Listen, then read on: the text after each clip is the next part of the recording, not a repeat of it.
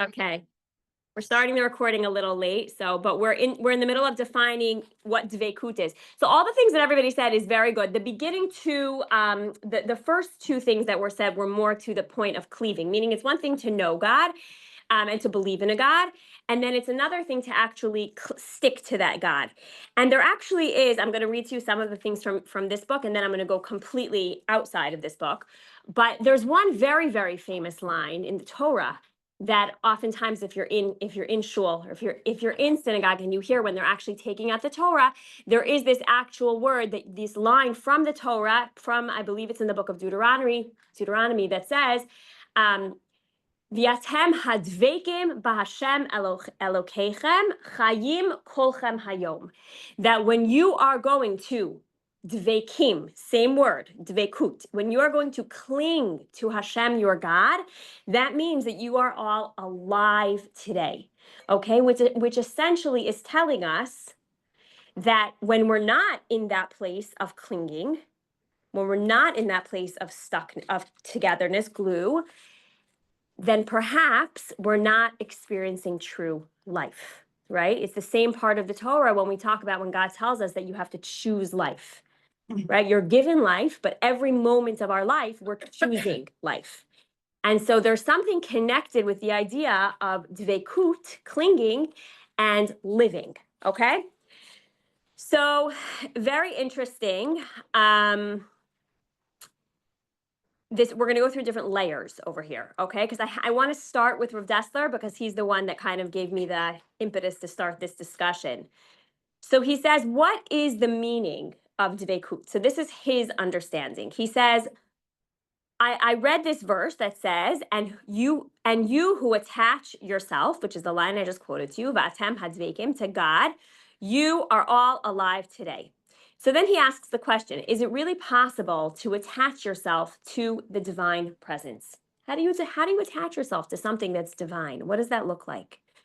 So it says, surely, and this is probably not the way you're thinking. When I ask you that question, you're probably thinking, because it seems so esoterical. Like, how do you connect to something that's so divine? But what he says is that God is a consuming fire.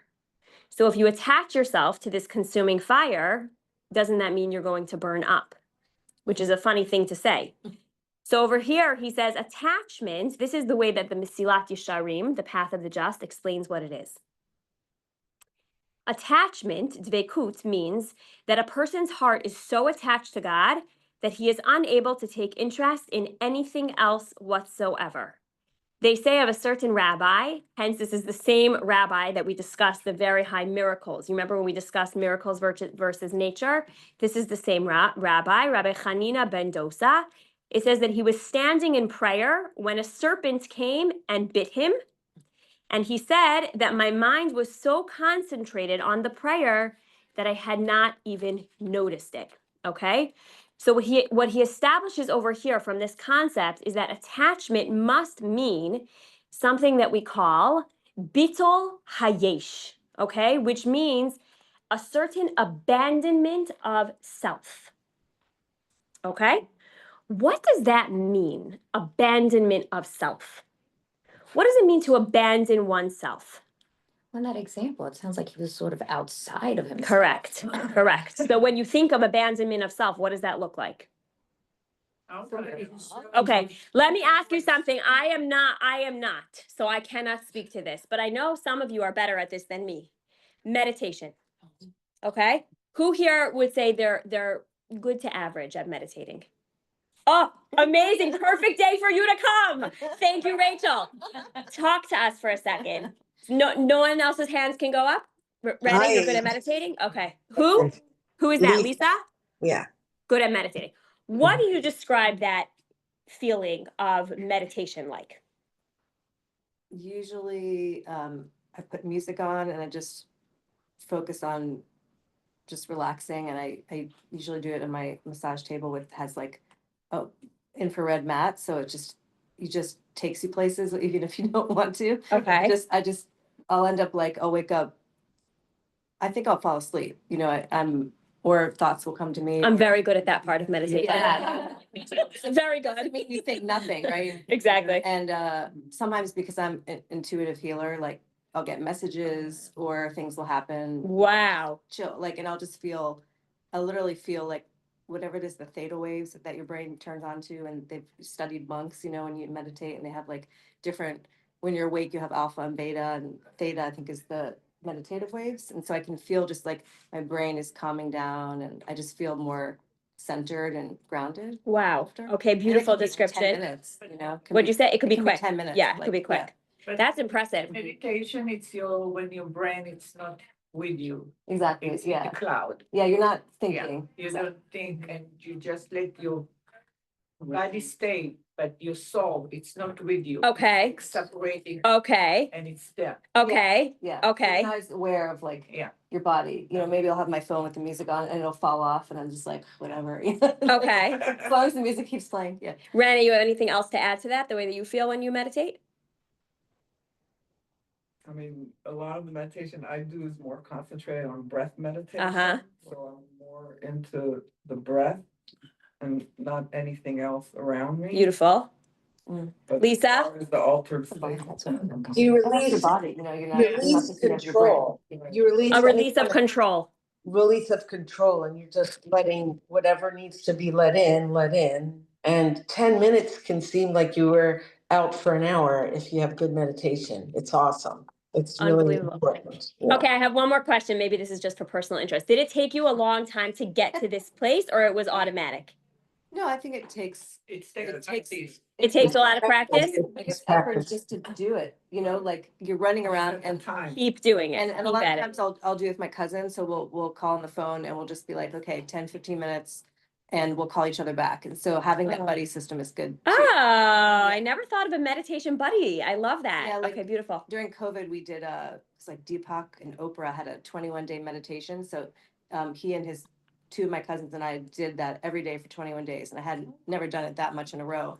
And then you feel different. you That's know? incredible. So it's just getting there. Like, okay, I'm gonna lie down and close it, put the lights, turn the lights off, you know. I think that's the hardest That's part amazing. Okay. for me. Okay, beautiful. So now, with those words that I was describing, actually the way he uses that word of bittul hayesh, abandonment of self. Do you think that there's any piece of meditation that there's any abandonment of self? Totally. Abandon is not like a negative word. Yes. Sounds so negative. Yeah. Right? Yeah, Yeah. Lisa, say what? What? Because you're releasing anything that's around you. You're not releasing that yourself. You're just in the place where you're just releasing all control of everything. Your focus is not on you. It's on what you want to receive, and let go of. Okay. Okay, beautiful. Beautiful. Okay. So think about this type of definition when we're talking about this abandonment of self. What he's talking about, exactly what you said, is that he was in such a different place in prayer, which you could replace the word as a deep meditation, that the bite of the serpent didn't even like he was like above himself. It was like out of body. He was just not even there. Rabbi Hanina Mendoza was like from many, like over 1,000 years ago. But I heard stories much more in the last 200 years, even during Holocaust times or during certain pogroms or when certain people were being attacked, and how people were able to, very, very great people, were actually able to get through certain physical circumstances. I'm talking a Nazi coming and holding a gun to their head, and somehow when they got out of this connection with God, this deep meditation of just being completely nobody and only God, and their eyes opened and they released from the meditation, they were somehow still there, alive. So there is something to be said that when Dveykut, this is the highest level, right? This is the highest level. You and I do, I mean, I'm going to say me. I'm not going to say you, but I do not walk around on this level. This is a very heightened place of Dveykut. It's a very, very high level. To know that one could even get there is very, very powerful, right? But to think about what that looks like in terms of abandonment of self. It's interesting because over here, he says complete abandonment of self is actually not possible within creation. God is a consuming fire, which is some of the words, and it implies that if one were to completely attach oneself to God, this is what he was referencing before, the self would be completely burnt away, in which case that would be left to the human personality to enter the life of the world to come. So it's interesting. The only piece that I know of this from is from my husband's book when he talks about the element of fire. The whole idea of fire, which oftentimes the fire personalities are the ones that have the biggest egos. And so how does one use, we know that a personality is a personality. You can't just change a personality, right? That's like you're born with a certain personality. My husband was just in the middle, he's in the middle of this astrology book. And you can put in, for those of you who already know this just took it up. I mean, this is all the conversation in my house right now. But he took all the formulas, including like the exact time that he's born, all the astrological signs, everything. But then he took the formula and put it into AI. He put it into ChatGPT. I'm like, is this what psychics do? Like, it is freaky. It is freaky, freaky, freaky, freaky, freaky. Like not just personality, like down to like certain details that have already happened in his life, like certain either traumas or wonderful things, or like down to like very, very, very specific details. Because it's taking the astrological signs. The reason I'm saying all this is to show you that there's a mazel. A person is born. Then I had a question, like people who are born at the exact same time, like they must all carry a very similar, it must be. And then twins who are different, we have a lot of questions. But even the minute makes a difference. Yeah. Like the minute on the birth certificate completely, we tried out. We were having a lot of fun. But twins are born not the same minute. So that's how. So this is what I'm saying. There's so you're saying a nature. I'm saying that it's called a mazel. There is a certain way that Hashem created the structure of the world, and those are certain that it's nature. It's the way that Hashem has created a certain individual. So if a person has a fire personality, which if you know anything about the four elements from the book that my husband wrote, you know everything in life boils down to these four elements. The whole world is seen through these four elements, including our personalities. So what is a person with such a fire personality that represents a huge ego? How does one work on the personality of a huge ego in turning it to the good? So this is when he taught me about this idea of bittul, which means that sometimes there is a fire personality that is able to make themselves small in order to cling to something bigger. And over here in that picture, the bigger is creating to that ultimate higher fire, which is the God. So they take that fire personality and they almost like burn it. They almost like nullify it to a place of like, I'm a nobody because I'm a somebody. It's like the decomposition of who they are, coming down, almost down to the bottom, so that it can connect to something so much bigger. That has to do a little bit what we discussed with ego. When the whole room is filled with a person, there's no room for anything else. We have to shrink ourselves. Okay, yeah. I thought the Torah specifically says that we're not supposed to do astrology. So it's very interesting because somebody was just reaching out to me about psychic work. So astrology is completely within the Torah. There is complete astrological, like that is the way that Hashem even says, I'll tell you why you're thinking about this. Hashem, in the very beginning of the Torah, what does Hashem do to Avram Avinu? Hashem takes Abraham, the first Jew, and he says, come here, come outside. And he says, look up to those stars, right? But what it says over there is that what Hashem came and told Abraham, the Midrash explains, that God took him above the stars and said, you see the signs, you see what lays out here, you see how the stars, the moons, the suns, all the things, they're all how the world is going to work. The Jewish people are above that. Okay, so what that means is a lot of depth in what that's saying. So to answer you just as a quick answer, it means that definitely there's a lot of truth to astrology, but what the Jewish people have to be careful of is not living their lives according to astrology, because we are above mazel. We can rise above. So things can happen to us that are, one might say, if you look here, but like because we're the Jewish people, we don't fully believe in that, okay? It's the same reason why we have to be very careful with psychics, which oftentimes people come to me and they say, but it's all 100% true. The answer is, it is true. Psychics definitely are granted power. And if you live your life according to the psychic, you're confining yourself to the bounds of what Yes, exactly. And the Jewish belief is always rise above, right? Even if the psychic says something, God forbid, terrible, the Jewish people have to have faith that something above that could happen. And that's our strength. Devorah, Yes. what does mazel mean? So mazel in English is translated as luck. Right. I don't love the word luck, but it's Very simple. Isn't it a certain energy? energy is better than luck, but it says Everything's intentional. Like, where does luck play any role? well, the Energy's a good- what it would fall into is this energy. So like when a person is born under a specific sign, under a specific time, that's their mazel. They can't change their mazel. That's the way it is. Now they have to work within their mazel. Okay, so that's that piece. I just wanted to share that piece about the This is my mother's name. mazel. Oh, I love that. Mazal. What do they call her? Mazal? Mazal, Mazali. I love that. That's beautiful. Because my grandfather was expecting a child, boy, and she was born, and they said, this is my mazal.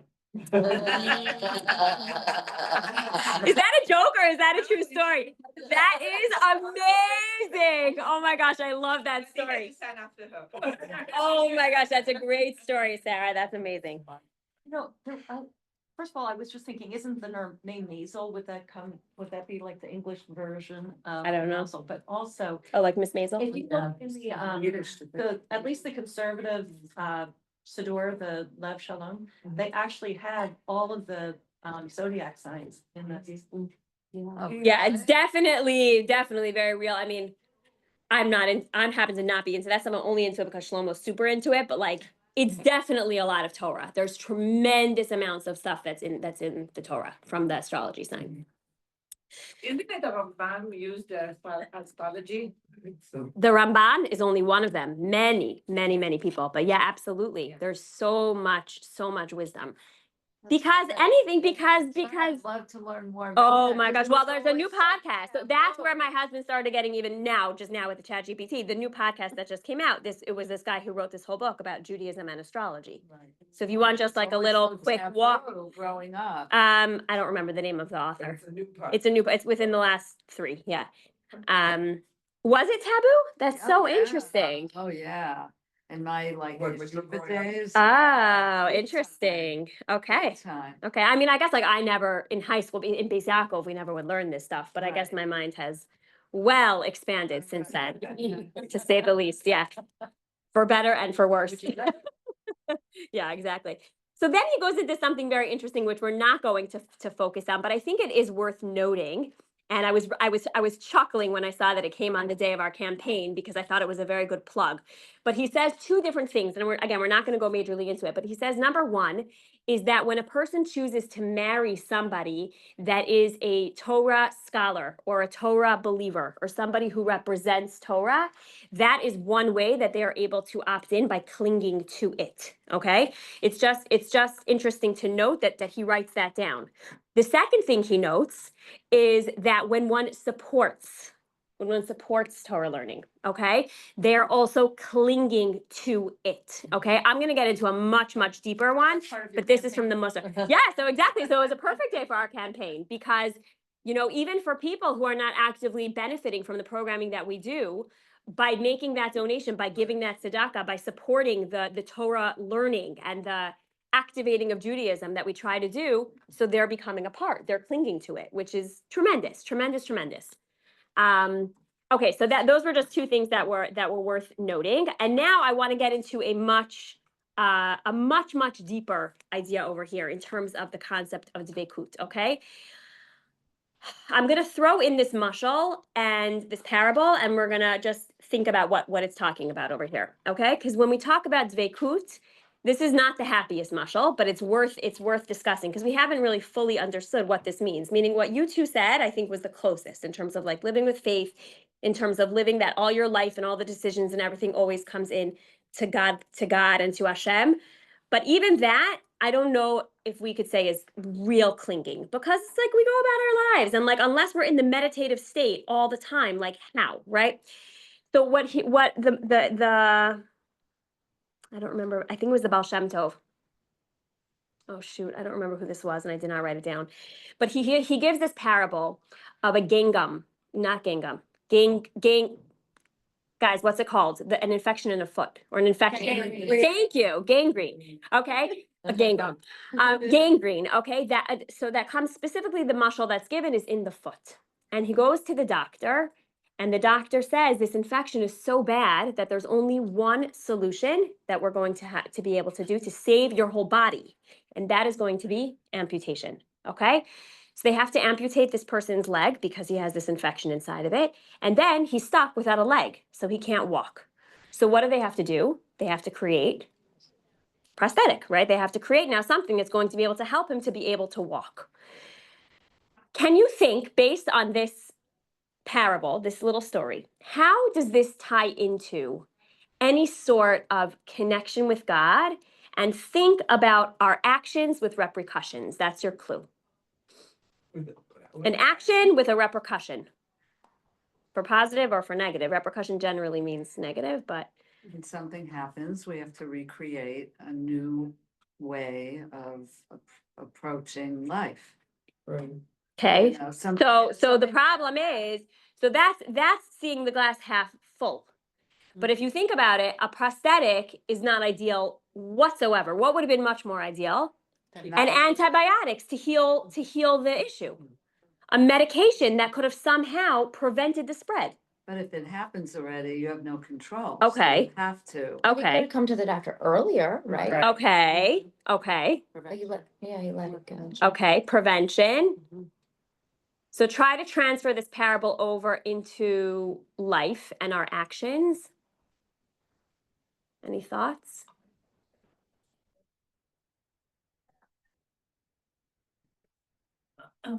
Okay, so- Negative example. Yeah, it's negative. It's going to be negative. Yeah. So, we see on the news, I feel like we've almost become immune to these shootings around our country. And when your brain is diseased and you have mental health issues that aren't addressed, then somehow you're able to justify Mm. taking the life of others. Wow, that's really powerful. Right. And the consequence of not healing your mind becomes the loss of life.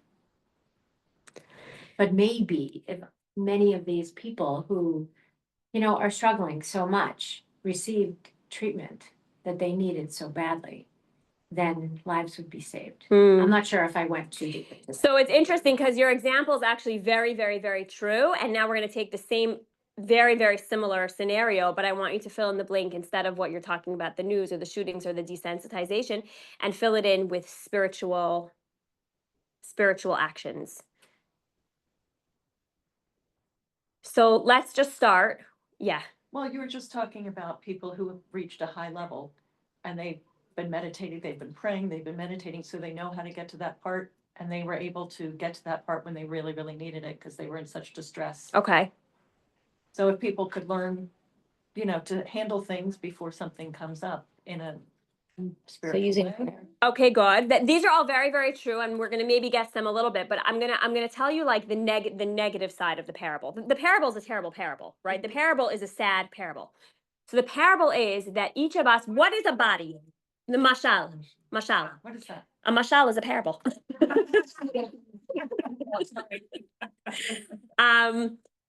Let's use the example of a full body. Okay, so this body with the leg getting infected, we each have a body.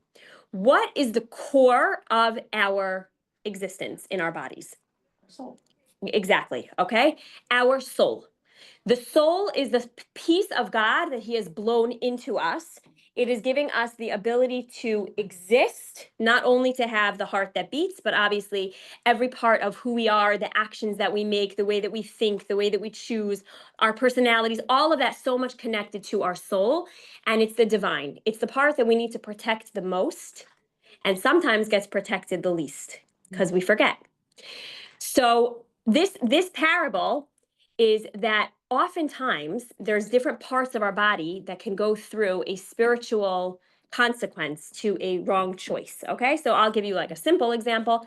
You can bring the example to any part of the body because there are many, many, many, many, many, many sins, and there are many parts of our body that can be involved with different levels of sinning. Okay, So let's just say the lips. Okay, let's bring a good example of something that we are all at fault for, okay, which is gossiping with our lips, okay? Using our mouths to engage in improper conversation, in lashon hara, in saying the wrong thing, in speaking badly about people, in creating fires out of nothing, okay? So this is a prohibition of the Torah.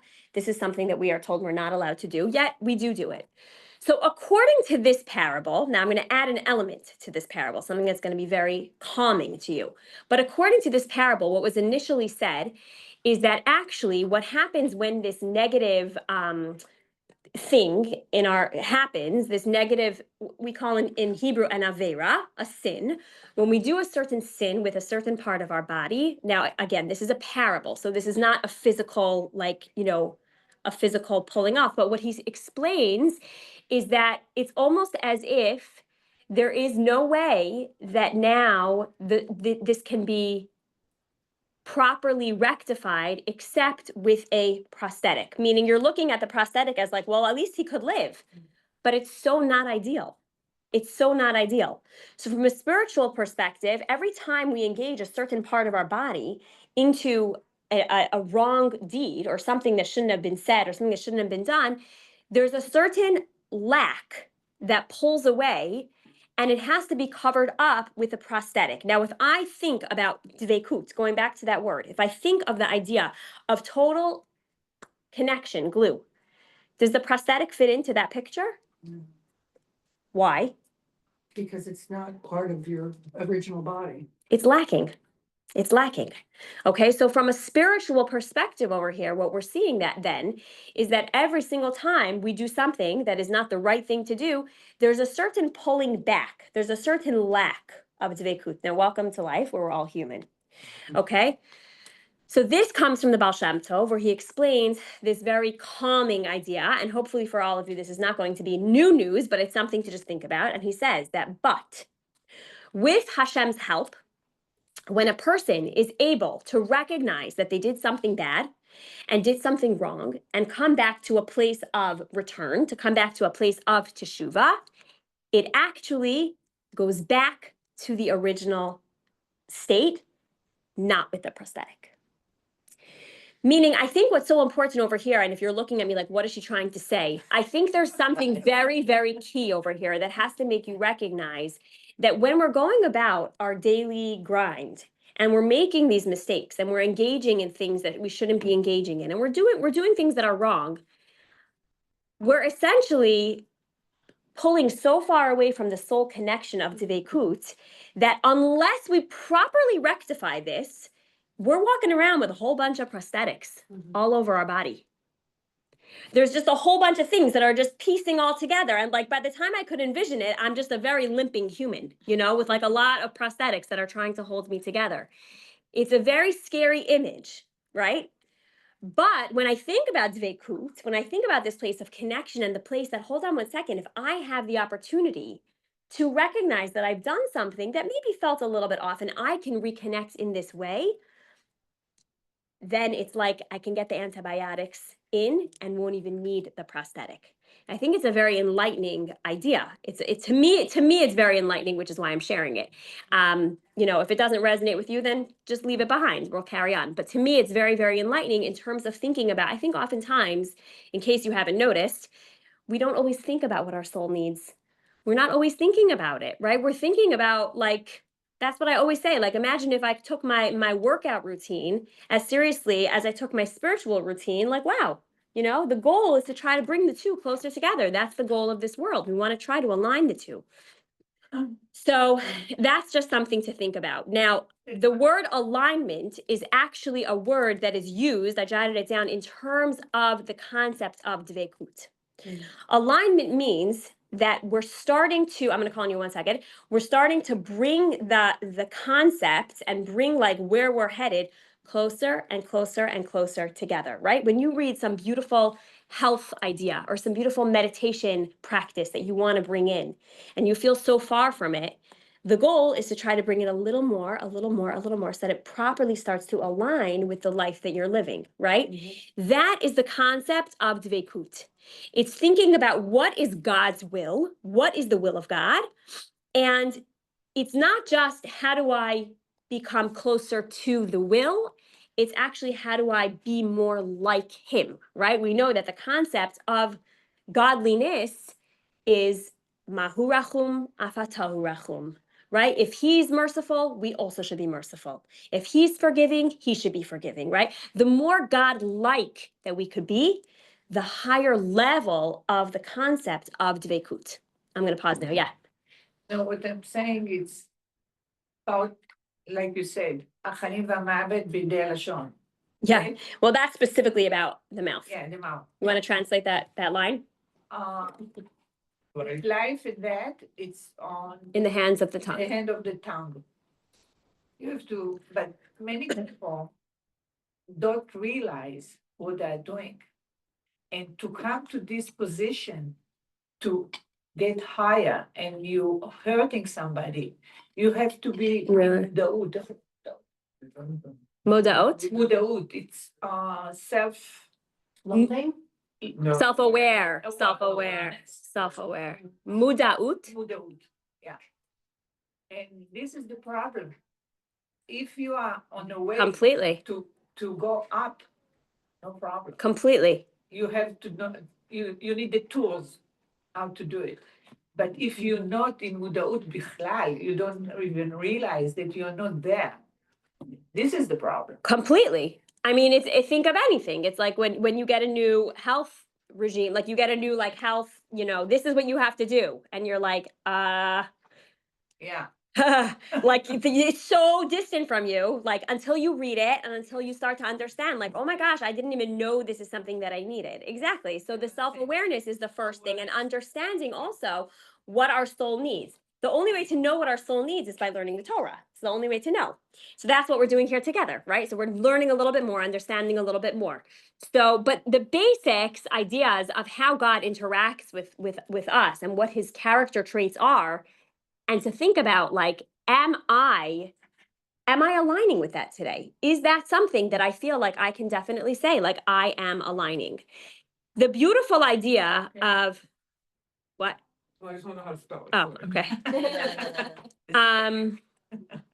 The beautiful idea of Dveykut is that, just to bring it down into why I wanted to go a little bit off script today by this idea, is that because I think that it does make it a little bit more accessible to every Jew, because there are, depending on where you're at, there's many, it goes from here to here. It's a huge swing.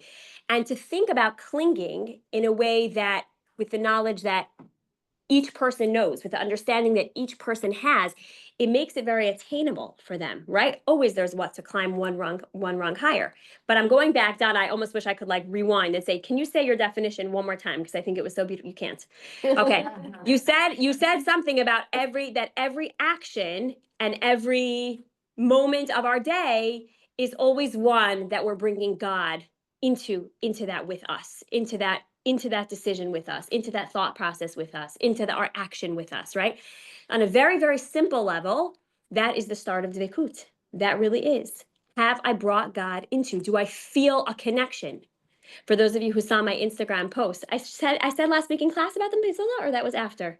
About what? Mezuzah? No, it must have happened after class last week. It was a long time ago last week. Wow, a lot has happened. So I saw this, if you're following me on Instagram, you'll know what I'm talking about. But I saw this flyer somewhere that it was giving out these little like stick-on stickers under your mezuzah that says, say it, I love you, Hashem. So I was very intrigued by this idea. So I WhatsApped them. I said, I would love to get two of these. I would love to get two of these little plaques.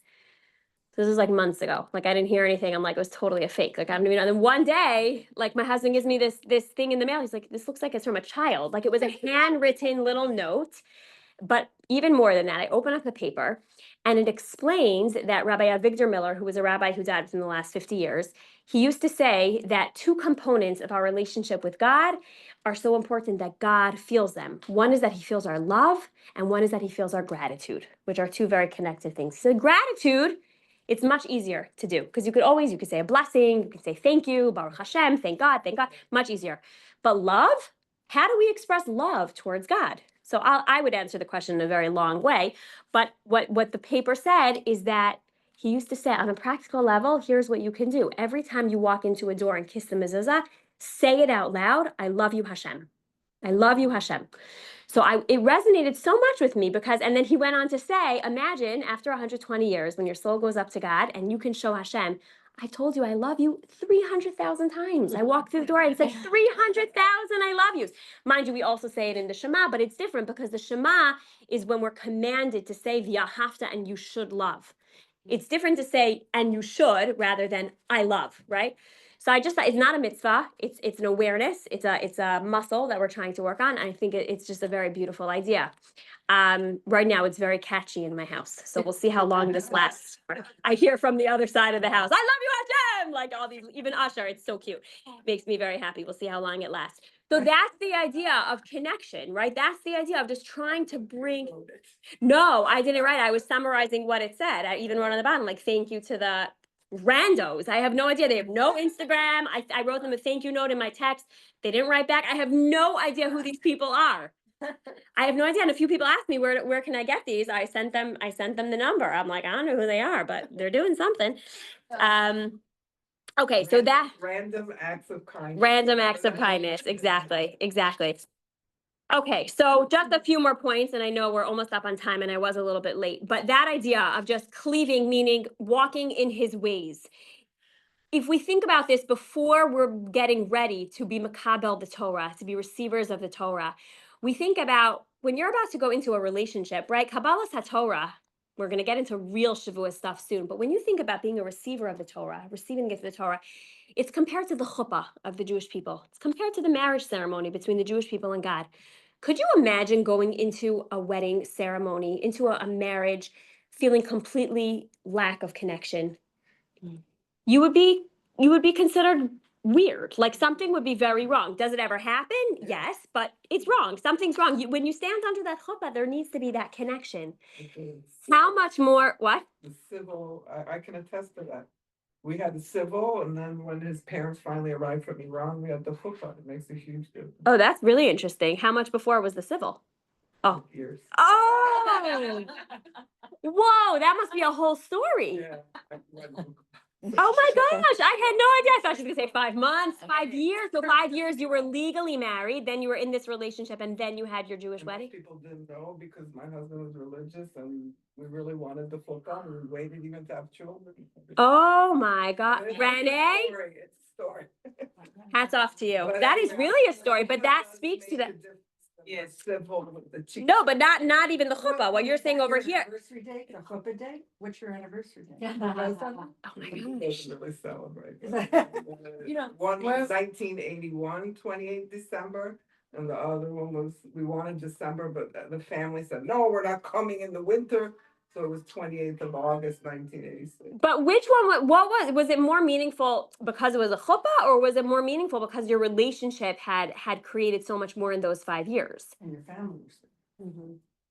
I mean, no, the chuppah and being with the family around us and, yeah, I mean, that was more. the Wow, religious part of that's it. so interesting. I thought you were saying As you can say, We had the You also- civil here. 5 years later? No. 6 months later. 6 months. In Israel. Wow, So a judge, a women judge, really? married us here. wow, And I So said, interesting. I'm not gonna be pregnant until I'm gonna have a chuppah. Good for you. Wow. So we're Yeah. going to a wedding in 2 weeks. Yeah. That's the same situation. How long? They were planning a wedding after October 7th. And they had some friends, they were living in Israel, and they had friends that were at Nova. And they couldn't get mentally to a place to hire a photographer and a this and a band and all that stuff. So they just went and quickly got a civil, and in 2 weeks, they're doing a small backyard chuppah. Oh, that's With so family and beautiful. friends, Mazel yeah, tov, that's yeah, beautiful. yeah. That's beautiful. Yeah. Well, my niece is getting, in case anybody didn't know, my niece is getting married in Italy, I think. This is very exciting. But, she had to go, get the legal license and, my sister, she couldn't do it with my sister to get her to sign it. And so she had me sign it and my sister got upset. I mean, she knew that this was gonna happen. My sister was upset that we didn't like put her in because she thought it was a big deal. And my niece is just like, it is not a deal. This is just like, this is just something we have to do. This is not a deal. The deal is gonna be under the chuppah. Oh, that's beautiful. That's beautiful. Okay, so this whole concept of chuppah, the whole reason I was bringing it up is just because as we're climbing this ladder towards being the active recipients of the Torah, so Dveykut is a very important component to this. How close, how glued do we feel to the source itself, like when we're going to be standing under this chuppah?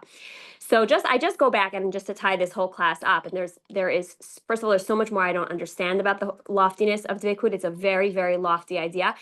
And also, this is just an introduction, but I do go back to the whole idea of meditation in terms of like when you're thinking about what you're trying to connect to as like pulling ourselves back so that we connect to something so much deeper. It's a very, very clear goal of what we're trying to accomplish. And I just have to throw in, and I'm going to say this at the very end of class, even though this is another whole entire piece to recognize, but oftentimes we think like, well, when we're connected, when we're feeling the glue, when we're feeling the closeness, it must just be when things are feeling good, when the relationship feels good. And one point that's just very important to note is that oftentimes some of the closest glue, some of the closest levels of Dveykut actually happen when it's under intense struggle, when it's coming with intense struggle. And that's where I go back to where we started this class, that when it says in the Torah, Va'atem hadveikim b'Hashem Elokechem chayim kolchem hayom, that if you are clung to Hashem, your God, you are choosing life every single day. That's when I go back to, you have a choice. Are you living or are you living? When the struggles get real, when the struggle becomes intensified, are you still clinging? Is the clinging becoming even more? Is the meditation becoming even stronger? Are you able to rise above and to connect to something bigger? Or is this all about me, myself, my ego, me getting bigger and bigger and bigger in my mind that like there ain't no more room? Like where is the glue supposed to stick anymore? Like where is this connection supposed to happen? And so it's an important thing just to think about that. And the last thing that I jotted down is that Dveykut, the connection that we have between ourselves and the Almighty in terms of this level of closeness, it really is it's a lifelong pursuit. It's not something that just happens before we receive the Torah. It's something that we have to actively be striving towards. I'm going to end with that for today. Are there any questions or comments about this concept? I think Yes. that piece that you're saying, Atem Hadveikim, that's said by the Gabbai right before. Yes, the Torah exactly. service. Does it sound Right familiar? before, right, absolutely, right before people are called up to. Exactly, Yeah. exactly. And it said, yeah, exactly. Okay, so that's just so important. And it's interesting because I brought in a little bit more of Chassidut into this whole concept of Dveykut because Rabbi Dessler was not a Chassid. He was a real Musar movement person, which if you know anything about the two movements, they're not Rabbi. Yeah, Rabbi Eliyahu Dessler, and those two movements you could understand the two, but they're very different to say the least. So I wanted to bring in a little bit more of the Hasidus into this topic because to me, otherwise I feel like I'm missing a certain component. The next piece that he just kind of shifts into from this idea, and it goes back to what he was talking about before, and it will tie the whole thing up, but that really is the ultimate connection that once we define, with this line I'm done, once we define this level of connection we have with the Almighty in this world, that is what defines our ultimate level of connection in the world to come. And that brings that whole chapter kind of full circle. Okay. Yes, we do. And I'm going to stop the recording here. I'm away. Okay. Yes, we'll miss you. Yes, we have class next week, and it's going to be right before Lag BaOmer. So next week will be a special class, not with Rabbi Dessler, but specifically focusing on what is Lag BaOmer.